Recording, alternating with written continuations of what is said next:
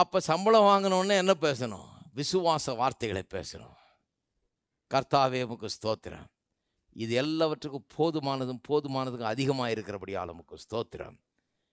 உம்முடைய ஆசீர்வாதம் இதன் பேரில் இருக்கிறபடியால் உமக்கு ஸ்தோத்திரம். இயேசுவின் நாமத்திலே இது எனக்கு போதுமானதுக்கும் அதிகமானதாக இருக்கும். எனக்கு குறைவு ஏற்படுவது கிடையாது. எனக்கு நிறைவாக இது இருக்கும். கொஞ்சமாக இருந்தால் கூட நிறைவே பேசுங்கள். பேசுனா அது என்ன அழைக்கிறீங்களோ அப்படியே ஆகும். அது கொஞ்சம் அதிகமாயிடும். ஹலோ, இருக்கீங்களா? சிலர் பார்க்குறாங்க, என்னங்க 100 ரூபா நோட்டு 500 ரூபா மாறிடுமா? என்னமோ ஆகுங்க, ஆகி உங்களுக்கு குறைவு இருக்காது.